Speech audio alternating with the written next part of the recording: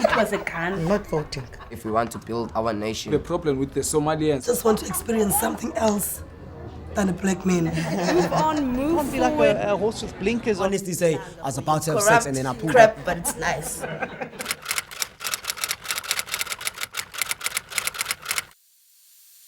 I am Ulwazi Mbanza Mukhane. My name is Nokuthula Dladla. I'm known as Reverend Nokuthula Dladla.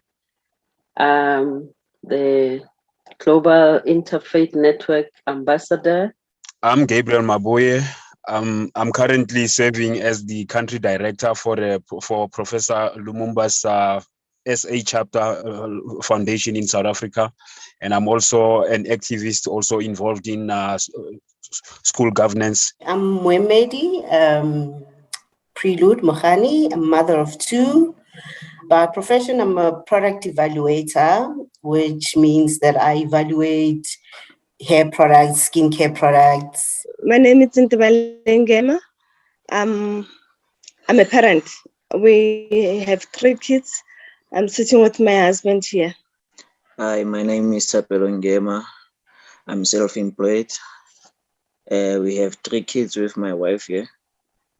And I'm overwhelmed. I'm going to share a scenario which happened. I think this must have been, a few weeks ago. I get into the house. My youngest daughter is crying. I asked her, why are you crying? Then she told me the eldest sister was being physical with her. She wanted to actually beat her. So I had to now rebuke the eldest child to say, why do you always, whenever you are speaking to your siblings, why do you always promise them that you'll beat them up? Why don't you take this as an example that whenever you do something wrong in the house, not your mother, not myself will promise you that we will beat you up. We will always speak to you that you should stop doing this and that, but never promise you that we will beat you up. So you should avoid that.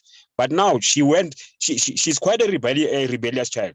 She went and talked back. She told me that these children are now, you must listen to this one, Alwazi. She says these children, so she does not see them as her siblings. She says these children are also disrespectful to her. So I had to say, listen, if you are going to talk back to me the way that you are doing, remember this is my house.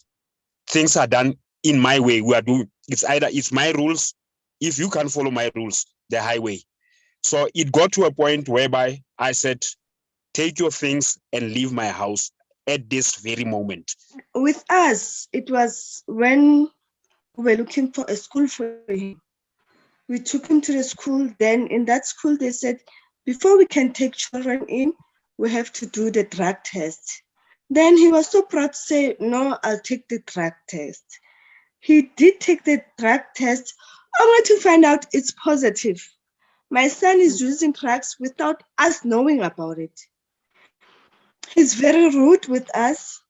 He feels that he can beat us in our own house. He's drinking lean. He's using dacha. We found out in the way that we didn't expect it, especially for him because he's too young. So we even bought the drug test in the house so that we can check on him. When we did that, he was still positive, and he's the youngest one. He's 15 years old. He's already using substance abuse. So has he become violent with you? Yes. Or your husband? With my husband. And how did that go about? Can you take us through? He's stealing things in the house. He's stealing our clothes. He's stealing everything that he can get. He takes it. Then he took his father's things. Husband reprimanded him and said, bring those things because you took them. He said, no, I didn't take them. Then my other son said, no, I hid my watch. It was hanging in the bag. When my husband stepped in, he went to the school bag. The child went to his school bag and took the watch out. He gave it to my son. So my husband said to him, we still want the other things that you took. Then he was showing hands to my husband as if he wants to slap my husband. Say, no, I didn't take this. Then my husband slapped him. He said, "You are not going to talk to me like that because this is my house. You are going to listen to our rules."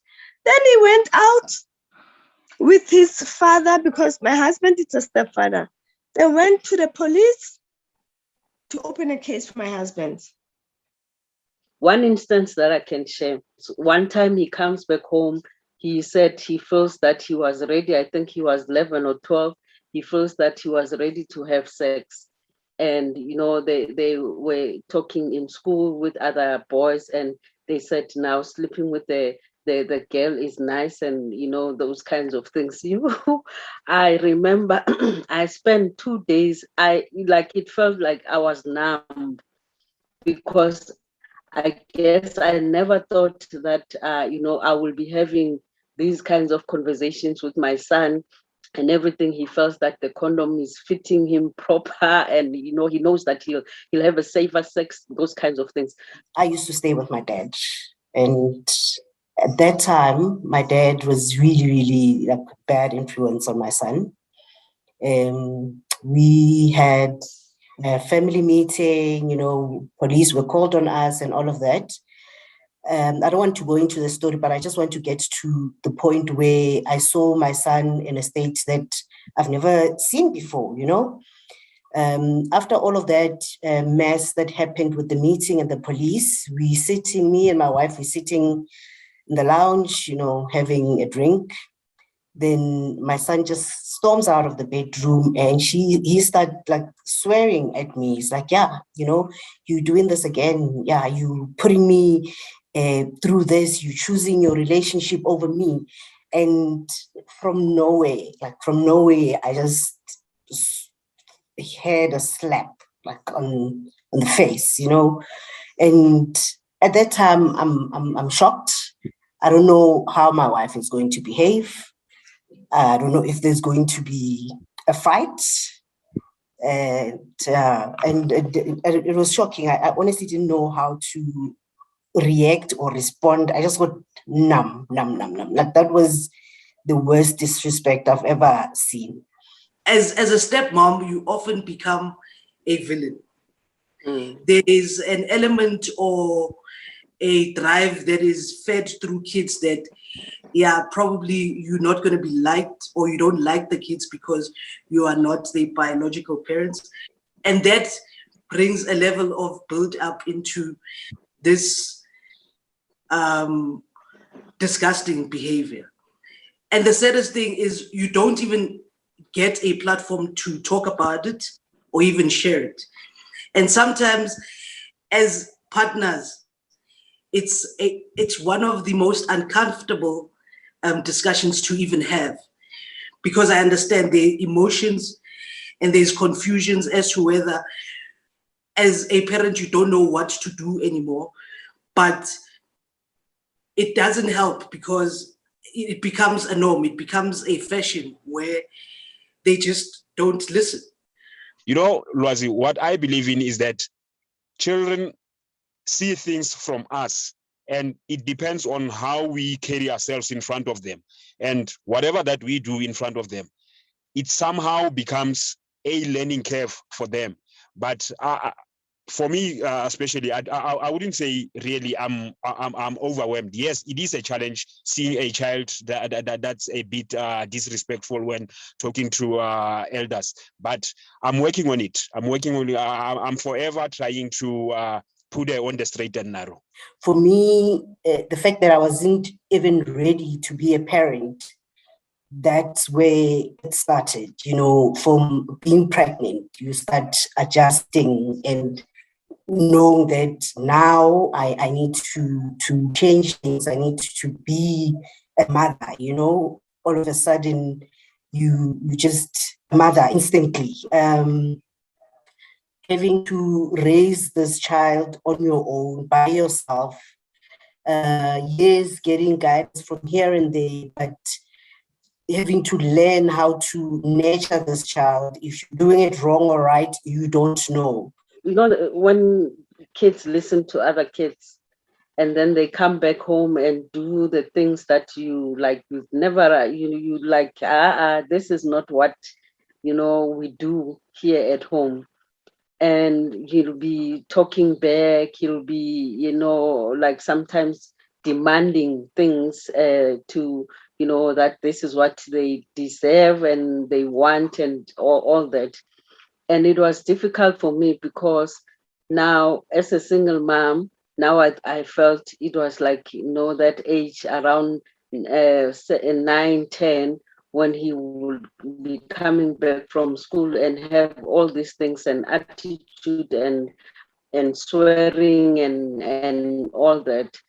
But I then make a decision that maybe we never had a one-on-one conversation with my son. Instead of me getting frustrated or getting angry or now not understanding where all these behaviors are coming from, I just need to find out from him what is going on. So it helped a lot, because then it opened up to getting to hear that he's taking all these things out from what he is hearing and what many other kids are doing, and he thought that that was a right thing to do. So we start talking about what respect is all about, what the things that we from my grandmother, we are just a small family, the things that we taught him, what happened to those kinds of things. So he always mentioned that he was trying to fit in because when